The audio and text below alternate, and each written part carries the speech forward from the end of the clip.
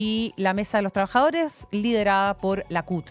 Para hablar sobre este tema nos acompaña hoy día el socio de ARAP Abogados, fue subsecretario además del Trabajo, Fernando Arap, está en contacto con nosotros hoy día en Cadena de Valor. ¿Cómo estás, Fernando? Qué gusto saludarte. Hola Cata, muy buenos días. Muchas gracias por la invitación nuevamente a conversar de estas Sí, temáticas que son tan relevantes así además. es, así es. Partamos por lo más contingente que es la negociación del salario mínimo. No hay acuerdo en las últimas Sí. negociaciones. Ha habido mucho reclamo, además de la CUT, por parte de lo lenta que ha sido la instalación del gobierno, que Mm. justamente coincide además con esta nueva negociación.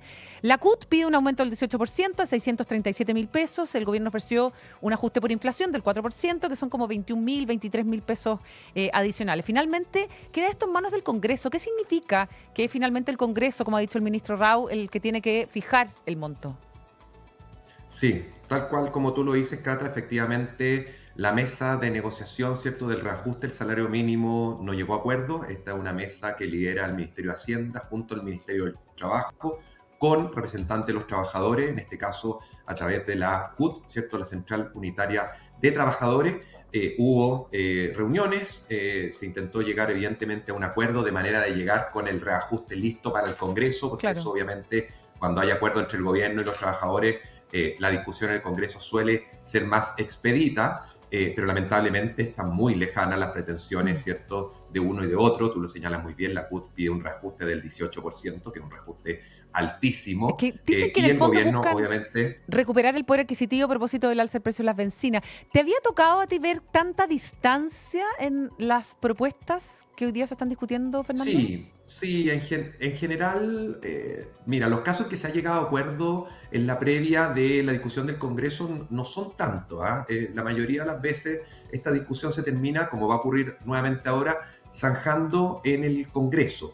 Pero evidentemente hay una distancia importante. Efectivamente, el argumento de la CUT es la inflación ha sido altísima Ujú. y en consecuencia, como la inflación ha sido muy alta, el aumento de salarios que ha sido relevante durante los últimos años, especialmente del salario, ¿cierto?, del ingreso mínimo, los trabajadores no lo han podido gozar, por así decirlo, porque la inflación se ha comido este aumento, por decirlo en términos Claro. coloquiales, ¿cierto? Pero por otro lado, el gobierno dice, si seguimos aumentando el salario mínimo en los términos que lo veníamos aumentando durante los últimos años, esto va a producir, por una parte, mayor inflación y por otro lado, esto va a producir, como lo dijo el Banco Central en su informe del año 2025, mayor desempleo, porque no olvidemos, Cata, que cuando el Banco Central analizó la situación del empleo en nuestro país como uno de los grandes causantes de la alta tasa de desempleo, señaló el Banco Central que había sido el aumento desajustado del salario mínimo. ¿Por qué digo desajustado? Porque el salario mínimo subió mucho más que lo que estaba creciendo el país. Y por lo tanto, cuando esto no va de la mano, cuando tú fuerzas un ingreso mínimo más alto que lo que la economía produce, el resultado final son tasas de desempleo Sí. como las que lamentablemente hemos estado teniendo. Imagínate, Cata, que llevamos 39 meses con una tasa de desempleo superior al 8%. Es decir, si uno lo compara con la crisis subprime, que ustedes se acordarán que la crisis subprime fue bien dura también en términos económicos y en términos laborales, en la crisis subprime tuvimos 22 meses de desempleo sobre el 8%. Hoy ya llevamos casi 40 meses de desempleo sobre el Fernando. 8%, con 925.000 personas, 925.000 personas buscando trabajo activamente. Sí. Hoy día publicamos, el Banco Central publicó, nosotros comentábamos también recién, los datos de Sí, IMASEC, contracción en el primer trimestre. Esto también es un antecedente que se sopesa en la discusión, que tiene un valor a la hora de discutir el aumento del salario mínimo, Fernando. de todas maneras, cuando tú tienes un país que además no está creciendo, que tienes un IMASEC hoy día que se contrajo, que tienes 925.000 personas que están buscando trabajo de manera activa, cuando tienes 180.000 personas menos trabajando que en la época de prepandemia, cuando tienes un promedio de desempleo, esto es súper importante, ¿ah? Hoy día el promedio de desempleo es de 7,5 meses. O sea, hoy día una persona que pierde su trabajo se demora en promedio 7,5 meses en encontrar uno nuevo. Y este número es mayor o menor, además dependiendo del rango etario. Los jóvenes, los menores de 25 años están demorando en promedio 3,5 meses en encontrar un nuevo empleo.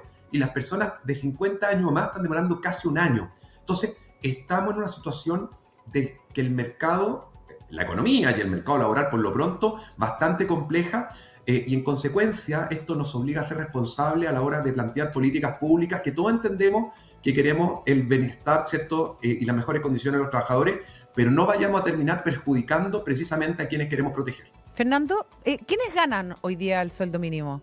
¿Cuántas personas aproximadamente? ¿De qué tipo de industrias? Hoy día, bueno, quienes pagan principalmente el salario mínimo son las pymes, ¿ya? Hoy día, en general, si uno mira las estadísticas, la gran empresa en general no paga salario mínimo, paga sueldos un 20% promedio sobre el salario mínimo. Y hoy día, a quienes pega más, ¿cierto? Estos ajustes del salario mínimo son principalmente a las pymes, ¿cierto? Que son, además, quienes mayoritariamente crean empleo en Chile. Otro antecedente, Cata, las pymes ya llevan 16 o 17 meses de destrucción de empleo asalariado. O sea, las pymes no están creando mayores puestos de trabajo, al contrario, llevan 16, 17 meses de destrucción de empleo asalariado y hoy día el poco empleo formal dependiente que se ha creado en Chile es básicamente empujado por la gran empresa, porque como también tú sabes, ¿cierto? El empleo que se ha creado durante el último tiempo es básicamente o empleo informal o empleo por cuenta propia. Cerca del 80% del empleo que se ha creado durante los últimos años es informal o por cuenta propia, que evidentemente no es el tipo de empleo deseable, ¿cierto? Sí, especialmente el empleo ¿Fernando? Informal, que es sin contrato y sin cotizaciones. Una última pregunta a propósito de las 40 horas y su implementación. ¿La información por parte de la Dirección del Trabajo ha fluido mejor, ha sido más clara? ¿Las empresas saben bien a qué atenerse? ¿Se logró determinar y definir lo que era la hora de colación, que era una de las dudas que inquietaba también?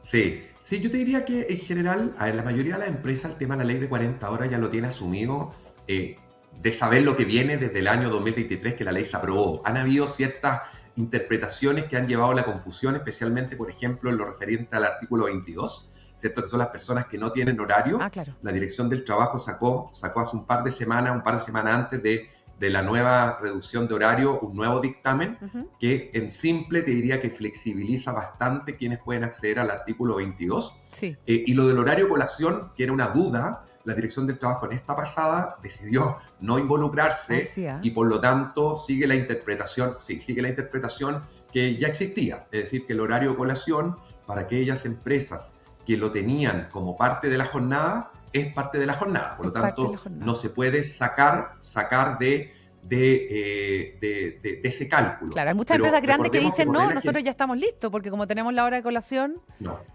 No. Recordemos, para que las personas que nos están viendo y escuchando lo sepan, el horario de colación por regla general no es jornada. Por regla general no lo es. Sin embargo, hay muchas empresas que tenían pactado en sus contratos, especialmente contratos colectivos con sindicatos, que el tiempo de colación era jornada. ¿Cuál es la interpretación que tenían esas empresas? Decían, si es jornada, ahora al reducir la ley, yo, como ese tiempo no lo trabajan, voy a reducir menos porque voy a considerar ese horario en el fondo, porque si no voy a terminar no con jornadas de 40 horas, voy a terminar con jornadas de 36 de 35, horas. Pero la Dirección del Trabajo, o de 35, pero la Dirección del Trabajo ha dicho no. Si usted lo tenía pactado como jornada, es jornada y por lo tanto tiene que seguir haciendo la reducción igual. Interesante. Fernando, muchas gracias por haber estado hoy día con nosotros. Fernando Arap, ex subsecretario del Trabajo, abogado laboral, además socio de Arap Abogados, con la radiografía al mercado laboral que enfrenta un montón de desafíos, también algunos del tipo estructural, otro por excesiva regulación, pero lo concreto es que hoy día tenemos efectivamente a 800.000 personas o más, 900.000 sin empleo en nuestro país. Muchas gracias, Fernando. Muchas gracias, Cata. Un abrazo. Buenos días. Muy buena semana para ti y a todo tu equipo.